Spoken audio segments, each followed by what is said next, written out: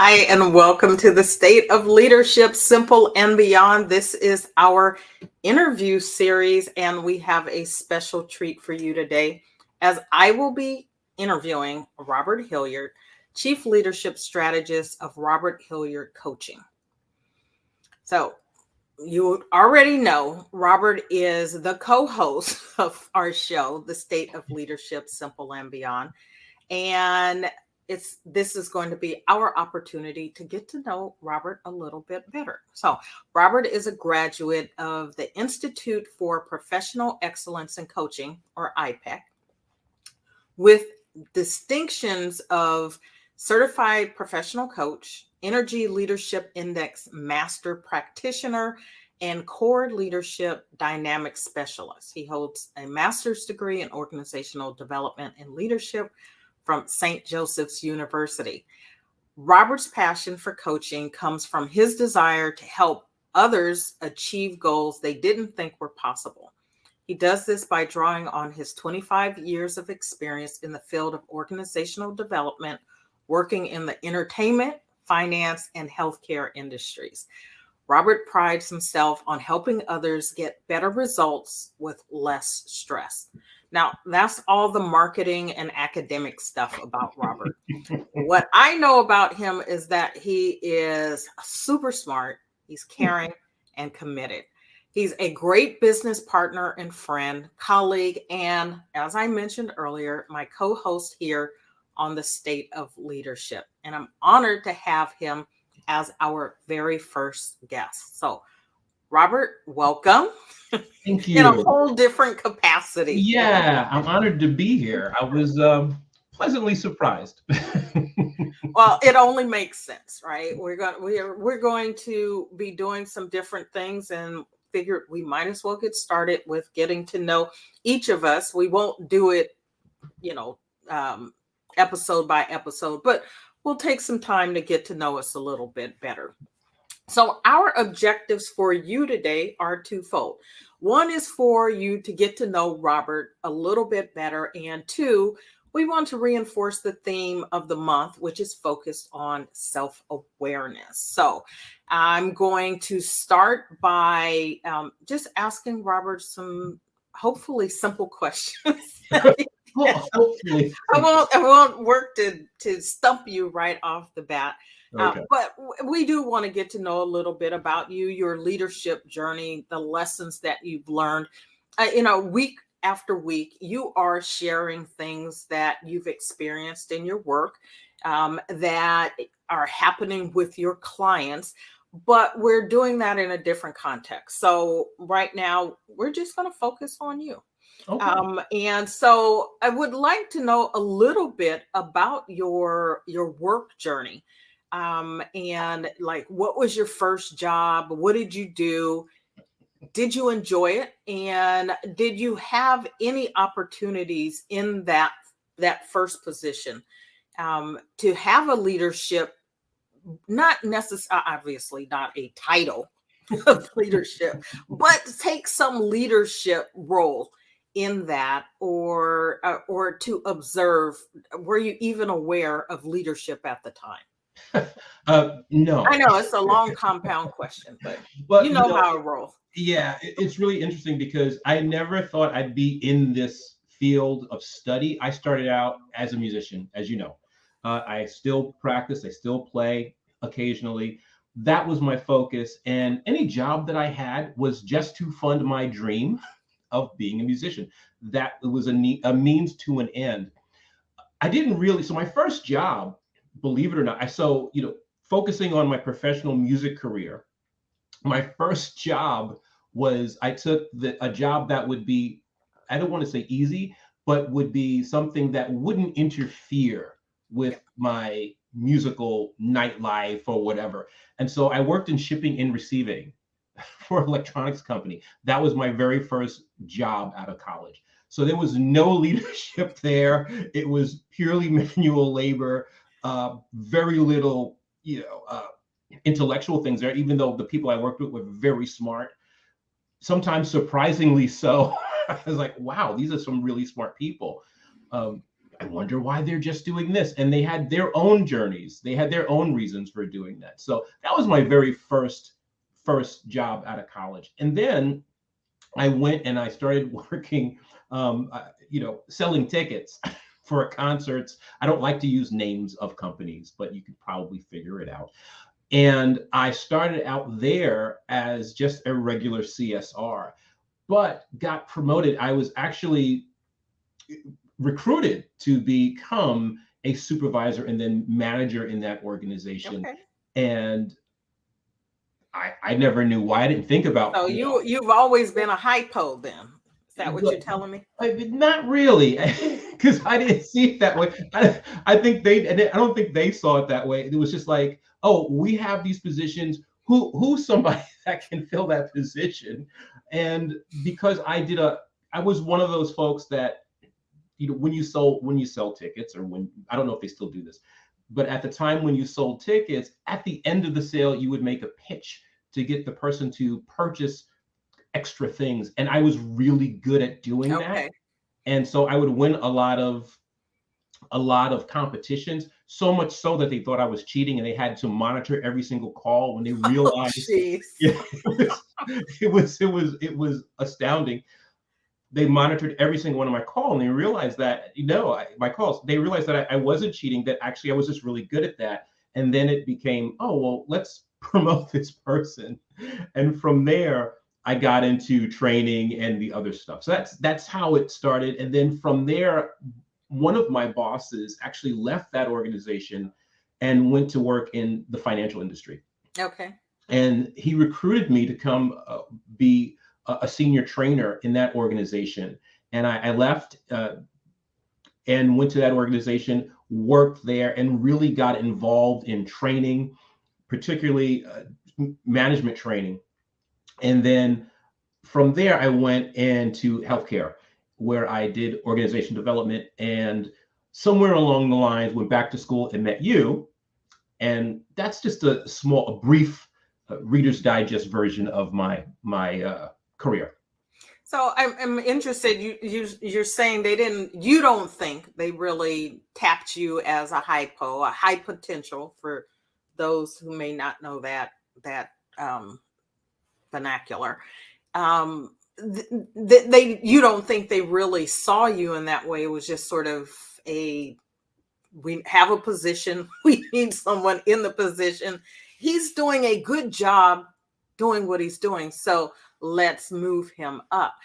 Did you at the time stop to think about what kind of boss you wanted to be, what kind that you were now officially in a leadership position, and the kind of leader that you wanted to be in that? Or did you go along with that same sort of attitude? They had a position, they put me in this position, I'm just going to do this job the way I've done the other job that I had? Or was there any intentionality, any, self-awareness behind who you were and what you were doing at the time? That's a great question. I think you almost stumped me there. I think the main thing that cropped up was I want to do a good job. So I wanted to do a good job. So I knew that being a performer, and so I always looked at it like when you're doing anything, it's a performance. That's what so today is a performance to a certain degree. And so I always wanted to do a good job. So that's when I really started thinking about, okay, what do I need to do to be a good supervisor, to be a good manager? And at the time I was still doing music, and it was starting to become less of it was still an emphasis, but my daytime job was starting to really become more of a career. At first, it was just a job, and then it started to become more of a career when I got into training and things like that. And it was starting to move up in the the balance of the scale was starting to change a little bit. So I really started thinking about, what do I need to do to be a good manager? Of course, at the time, I wanted to be somebody that the people that worked for me and with me liked. But over time, it became more than that. But that was the first thing. Do they like me as a leader? And can I do a good job? Those are the two thoughts that came to mind. And as you have grown and studied this area, do you find that that's a good approach for someone who just, maybe gets their first leadership position? Or would it be better to focus your time and energy elsewhere? I don't think was a great great way to do it. It was okay for me because I didn't know any better. Right. It was a good place to start. I think anybody who finds himself in a leadership position really should start by having a conversation with their boss and really start mapping out some goals for themselves, where they want to be, just thinking about it intentionally. I didn't have those intentional thoughts. I was a kind of a fly by the seat of my pants kind of person. So I would go into work and look at the different events of the day and then kind of analyze them as they happened. Right. And so really didn't have that intentionality behind it. It was kind of like, well, this happened. What am I going to do about it? How am I going to fix it? How am I going to rebound from here? So my suggestion for anybody that gets into management, whether it's by choice or they're elected to do it, they have a real focused conversation with their manager and really map out what is going to help them, what their manager thinks is going to help them be successful, Right. and what they think is going to be successful. I didn't have this kind of conversation. And is that something that you find you work with, C-suites and those in C-suites and those aspiring to be there, and emerging leaders? Is that something that you find is pretty typical, though, that they're thrust into, or even if they pursue those positions, that they haven't really thought about what it is they want, how they want to go about it, and then taking the time to map out a plan? I think it's interesting. I think some people, if they're planning on making those career progressions, chances are they've given it some thought. They have an idea how they want to lead. It may not be the best way to lead, but they have an idea. And there's no best way, but the most effective, I should say. But they have an idea as to how they want to go about it. I think what ends up happening with those people that get elected into those positions, that's when it can be a little trickier. Sometimes people have imposter syndrome. Why are they choosing me? And I certainly have been there. Or they let their ego decide how they're going to progress. And that could be a trap, because we all have egos, and egos are not bad things, but sometimes your ego can lead you down a path that is not necessarily the most effective route for yourself. Okay. So what made you decide to go back to school to study leadership? Imposter syndrome. Okay. It's really interesting, because I was in an organization where, and I say that jokingly, but now that I'm thinking about it, maybe that was at play there. So I was working in an organization and I was in charge of their organizational development. I had been doing some coaching. I had been certified as a coach at that time. I was designing their training. I was training everyone in the organization. So it was a healthcare organization, and I was training that we administered healthcare. We were also the insurer. So I was training the doctors. I was training managers. Some of the doctors that happened to be managers, I was training the customer service folks. So I was touching everybody educationally in the organization and in a leadership capacity through coaching. And I felt that I needed more. There needed to be more knowledge, and there needed to be more, I hesitate to use the word substance, but I wanted more substance behind what I did, because I worked with a lot of highly educated people. And that came into play sometimes in these conversations that I would have with them, particularly doctors, right? So they're highly educated people. I'm trying to advise them, educate them, coach them on management. And they're like, well, why do I need this? I'm a doctor. And I'm like, well, just because you're good at one thing doesn't mean that you're good at something else. And so it started out as a way to have a little more credibility, but it ended up being just a wellspring of knowledge and tools that I can pull out and use to my advantage and to help educate people so they would have an easier time leading and managing others. Okay. Were you particularly good with people, or was that something that you acquired over time, learned?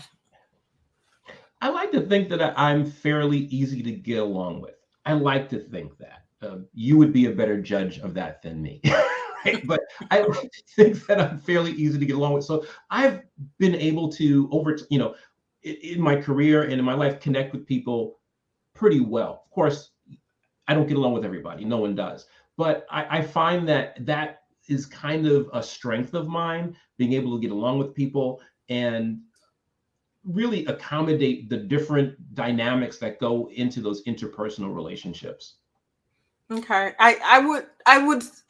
I'll just say this, but my initial impression of you was not borne out by the reality of you. I know you told me that. I remember that. And so and obviously, right, we met what 10 years ago, Yeah. or thereabouts, right? We started that master's program in 2013, and we had a couple of classes together, and we've been connected and business partners, after, starting sometime after we graduated, Yeah. till now. So obviously, I think that speaks for what I think of you, because it wouldn't have happened otherwise. Right. Absolutely. Absolutely. So what lessons, and you mentioned being a musician, what lessons from being a musician has translated to the way you interact with people or the way that you lead? Oh, wow. So many. First of all, being a musician, I'm not a solo musician. I'm a bass player. So I'm always in an ensemble. And so there's so many different things that you could learn that I've learned from that is you got to get along with people. You have to get along with people. And the better you get along with people in a group, a musical group, Yeah. the better you're going to sound. Right? For the most part, you get to know what someone's quirks are. You get to know the things that they have a hard time with or the things they struggle with. You can encourage them. You get to learn from them. So those things are the same things that I experienced when working with people. So you get to know their strengths. You get to know the things that encourage them. You get to know what they struggle with, how you can inspire them, and vice versa. But and also discipline. Discipline is huge in music. That's something that I took over, into leadership and training. And the other thing is performance. One of the reasons why I did a lot of stand-up training. So this whole virtual stuff, this is, I don't want to say new to me, but it's newer to me because I was a person you would fly me out to a different part of the country and I would go and deliver a training in this office there in person. It was long before Zoom.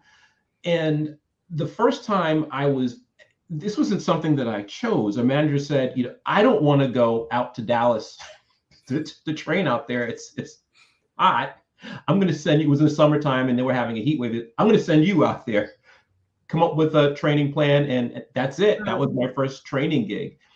And I was really nervous. And I don't want to say I was on the verge of a nervous breakdown. I wasn't, but I was really nervous. It was something I hadn't done before. It was a new experience. I got no kind of instruction other than create an outline and stick to the outline. That was it. And it didn't have a whole lot of books. You couldn't go to Amazon. Amazon didn't exist. I That's know a world without Amazon, a world without a world Amazon, without Zoom. Oh, yeah. a world without Zoom, a world without online shopping. It was online shopping had just started, but at that time it was unheard of. So I was like, well, I'm going to be standing up in front of people, giving them information. This is a performance to me. All right, I can draw on the same things, the same tools I used to calm myself down before I was going on stage as a musician are the same tools that I employ today when I'm about to speak to people, give a seminar, a workshop, or anything like that, or give an interview about leadership. You know, I asked the question about the lessons learned from music because, as you know, a big thing for me is that our experiences are lessons for everything, right? That we can take the experiences we have in any area of our lives and relate them, translate them to other areas of our lives. And so, for those of you who are watching or listening, that you don't have a particular experience in something doesn't mean that you don't have what you need, that you can't take what you need to another endeavor, right? That you tap your successes, you tap your failures, right? The mistakes that you've made and the lessons that you've learned from those other areas and bring them with you. So if Robert can translate, the lessons that he learns as a musician to leadership, to training, to his interaction with people in whatever area, certainly you can do that as well. And it reminded me of a question that I got a couple of weeks ago about trust, building trust, and the importance of trust in leadership. And I would imagine as you're talking about music and being a musician, and I was never a professional musician like you, but I was part of the school band. I'm in the school orchestra, and trust is an important part of being part of an ensemble, right? And being part of a team, being a leader. To speak a little bit to what you learned about trust in music and how it translates to trust as a leader and as part of a team. Yeah, one of the things that really sticks out for me is reliability. You want to be reliable as a musician, as a leader, as a team member. That's one of the things and it goes beyond. And one of the things that I really learned, because I've always taken lessons as a musician, and I had a great teacher, Bruce Kaminsky, in Philadelphia. And one of the things that he taught me was like, you show up to gigs on time, you be prepared, you don't drink when you're playing at a bar because you're working.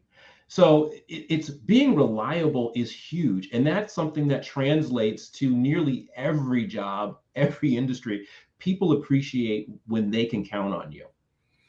Right? Because if you don't do your part, right? You mentioned this earlier. If you don't do your part as part of an ensemble, then it's not going to come together and sound the way it's supposed to.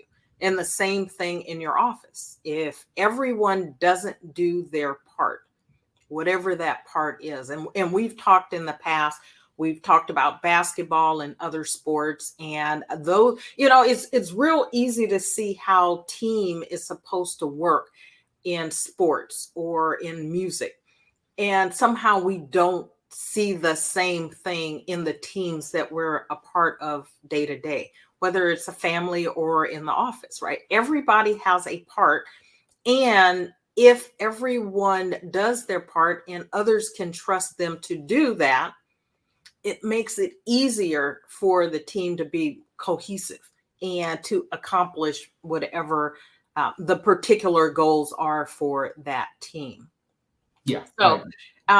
So you've mentioned you've been a musician, you moved into training, then you moved into coaching, and your journey to actually studying this subject matter. I would call you an expert. One of the things that I one of the things that I really appreciate about you is your ability to remember the things that you learn and when and where you learned it, so that you can, if you don't recall it perfectly, that you know where to go to get it, right? So is that a function of your work as a musician, or does that come from somewhere else for you? Hmm. I think it comes from school in general, because Okay. I went to school for music, and that was, part of it. So when you're studying, music, you, you get tested and you have to be able to recall certain things. And so that translated. And because I went back to school later in life, I had to really draw on that early learning. It's like, I didn't remember how to write reports, other than business reports. And you remember we went through that whole thing. We had to start writing an APA, and we had lots of conversations about how do you do that? How much spacing, and how do you cite things, and all of that. So I had to really go back to my early college experience and think about, okay, what did I do? How did I do that? And it was, okay, a lot of highlighting, a lot of notes, putting things in certain places in my head so that I could recall that information and have it be useful. One of the things that I really wanted to do when I went back to school for organizational development and leadership was to be able to use the knowledge that was being imparted to me. Mm. I know a lot of people that have degrees, and they just have degrees just for the paper itself. And when it comes to what they learned, it's all receded. So I wanted to make the most of the money that I spent. That's one thing. And part, I didn't use all my money because I had a tuition reimbursement program with the job that I worked with. But I did have to use some of my own money. But I wanted to make sure that money was well spent for the organization and myself. But I also wanted to come back with tools that would be helpful to myself and others, because my philosophy when I suggest a tool to a client or somebody that's consulting with me, whether it's a business or individual, or when I'm coaching people, is I don't use tools that I haven't used myself Mm. and know they work. And so I've started to amass a bunch of tools that I know will work because they work with me and they work with clients.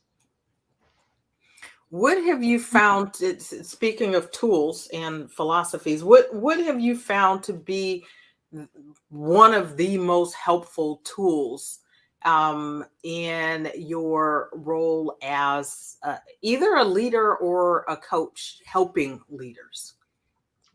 That's a really great question. There are a lot, but one of the few of the tools that I find that keep I keep suggesting and people keep using are tools to manage time and attention, really important. Tools to monitor their thoughts. A lot of people do not monitor their own thoughts, and they have no connection as to how their thoughts impact their behavior. And that comes from my coaching background, because IPEC was really big on that. It's your thoughts create your emotions, and your emotions create your actions, and that creates the results that you get. And really, and that work was deepened when we went back to school as well, but really helping people be cognizant of what they are thinking so they can make conscious choices and not just be a robot or a puppet and go through life not really thinking about what they're doing, so they can be intentional about the results they're getting.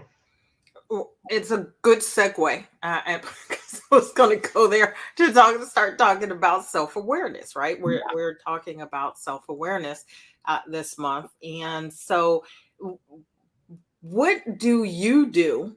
Talking about this tool and paying attention to monitoring your thoughts and your emotions. What do you do? Are there any exercises or things that you do that help you to stay cognizant, to be self-aware? And what does self-awareness mean to you? Self-awareness means making conscious choices, that you are aware of what you are doing in the moment and you're operating optimally, that you are responding instead of reacting. So I think the first, for me, I was never self-aware. Growing up, I'm a New York City kid. Someone bumps into you, you shove them. I'm exaggerating, but you grow up in that. You're not. I've seen the movies. You've seen the movies, but this whole concept of being, everyone thinks they're self-aware, but most aren't. Am I boring? No, I'm joking. I just teasing you. But when I went back and started training as a coach, that figured prominently, and so it really started to help me be more aware of being a conscious, living life consciously, monitoring and thinking about, these are the mental models that I've been operating on just automatically. So one of the things that really helps me, or just backtrack a little bit, one of the things that I do to help get me prepared for that, do meditation.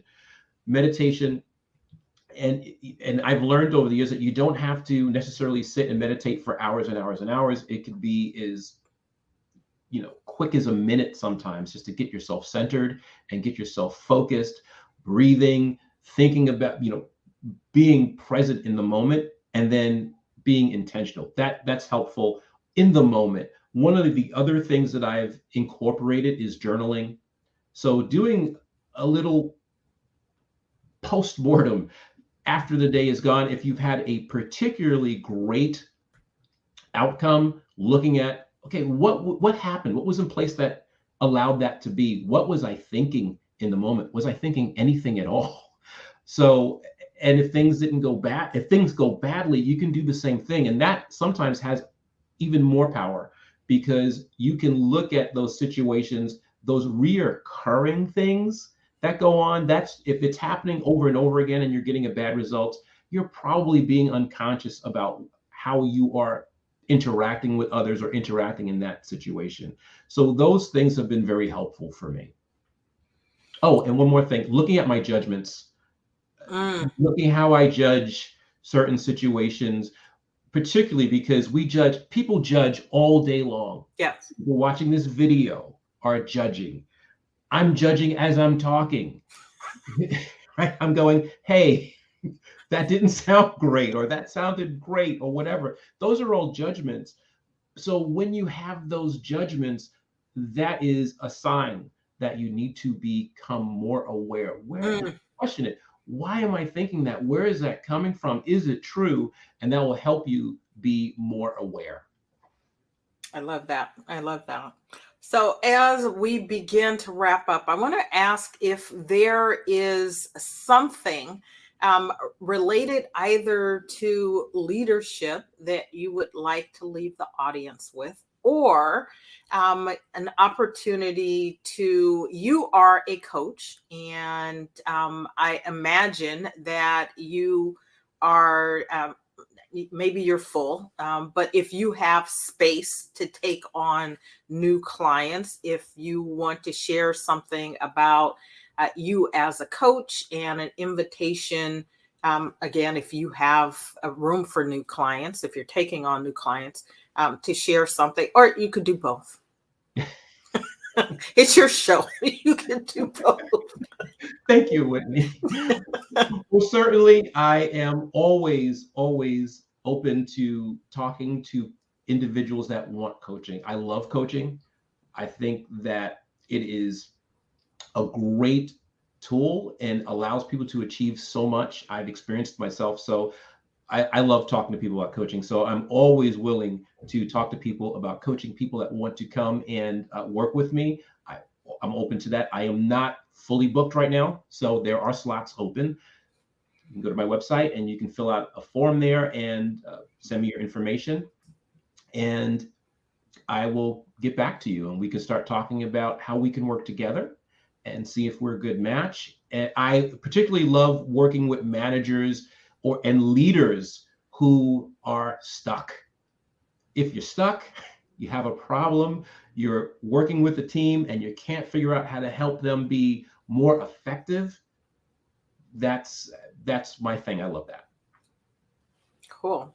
Any parting words other than the invitation to work with you? Yeah, I do have some parting words, more like a statement. I think, and I thought about this at the very beginning of today's program. When you started asking me about going back to school for leadership, I remember sitting and having a discussion with a friend of mine, one of my oldest friends, somebody that I've known since junior high school. So, it's a long-standing friendship. And we were having dinner, I believe it was dinner or lunch I was with her and her boyfriend, and told them that I was going back to college, the university, to get my master's degree, and told them I was going to get it in organizational development and leadership. And that person's boyfriend said, well, she said, well, he believes that leaders are born, not made. And I remember thinking, that I didn't agree with that. And to this day, I still don't. I think that everybody can be a leader. You can learn to lead, and and as a result of leading, you can learn. You can learn about other people. You can learn about yourself. You can learn about the organization. The funny thing is, everybody in some capacity is leading, whether they know it or not. So that is so true. And as mentioned, we went to St. Joseph's University. It's a Jesuit university. That is one of the tenets, principles of leadership in the Jesuit philosophy, is that we're all leaders, right? And it is a matter of us taking the time to develop, to be effective leaders, to be better leaders. And so, Robert, I want to thank you for being our first guest, for sharing a little bit about your journey, the lessons that you've learned, and your willingness, continuing willingness, not just on our program, but in the work that you do, to help others to be better leaders, because the more we have better leaders, the less we hear about the kinds of problems that we know exist in corporate life, right? And so the way to change that is from the inside out. Absolutely. And it starts with the individuals, right? One of the things we learn about organizations and organization behavior is that it really is about human behaviors. Organizations in and of themselves don't do anything. It's the people, it's the people within them. Mm-hmm. And so you want better organization, better culture, better leaders. You have to work on yourself. And so reach out to Robert if you are in need of some movement because you're stuck in your leadership, or you just want to, maybe you're not stuck and you just want to grow and be a better leader. Reach out. Robert's web address is scrolling across the screen. Reach out to him for an exploratory conversation and see if you guys would be a good match. So we want to thank you for joining us here on the State of Leadership, Simple and Beyond. On the third Thursdays of the month, we will be having interviews. So Robert's just the first. We're planning to have an interview every month with other leaders to talk about their journeys, the lessons that they've learned, and things that can help you on your journey, right? And Robert mentioned this earlier. You can learn the lessons yourself, or you can learn from other people and save your energy to learn a new lesson. Right? Learn a new lesson by learning from people who've already been through what you're going through. So, thank you for joining us. We look forward to seeing you next time. So, take care. Bye now.